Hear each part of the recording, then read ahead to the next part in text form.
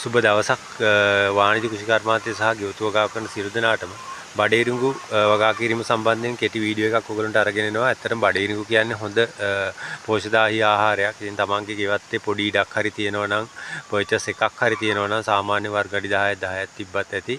ඔයගලන්ට පුළුවන් බඩේරිඟු ටිකක් හිටව ගන්න. ඊට අමතරව තමන්ගේ ගෙවත්තට අවශ්‍ය වෙන එළවලු ටිකක් වගා කරගන්න. ඉතින් ඔයගලන්ට මම මේ සුළු ප්‍රමාණයක බඩේරිඟු හිටවලා තියෙනවා. ඉතින් ඒක ඔයගලන්ට මේ පොඩි වීඩියෝ එකක් විදිහට අරගෙන එන්නේ. අනිවාර්යෙන් ඕගොල්ලෝගේ ගෙවත්තට මේ වගේ හොඳ කියන්නේ වැඩි වියදමක් නැති පහසුවෙන් වගා කරන්න පුළුවන් භෝග වගා කරගන්න. ඒ වයින් ඕගොල්ලෝගේ යපුම් ආර්ථිකය ශක්තිමත් වෙනවා. ඊට අමතරව ගෙදරට හොඳ පෝෂ්‍යදායී ආහාරයකට එළවලු පඳුරු ටිකක් හදාගන්න පුළුවන්.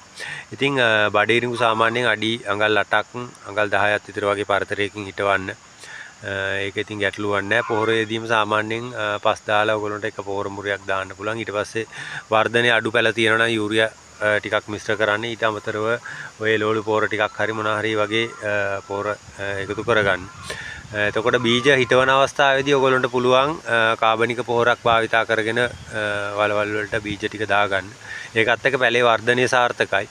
ඊළඟට ලබා දෙන රසායනික පොහොරකින් පැලේ හොඳින් වර්ධනය වෙලා හොඳ ඵලදාවක් ලබා දෙයි. ඉතින් හැමෝටම කියනවා සුළුවෙන් හරි තමන්ගේ ගෙවත්තේ බඩේරිඟු වැඩ ටිකක් හිටවලා ඒකෙන් යම් අස්වැන්නක් අරගෙන කාලා බලන්න. ඒක තමන්ට විශාල ආත්ම තෘප්තියක් සතුටක් ගෙන දෙයි කඩෙන් ගෙනලා කනවට වඩා.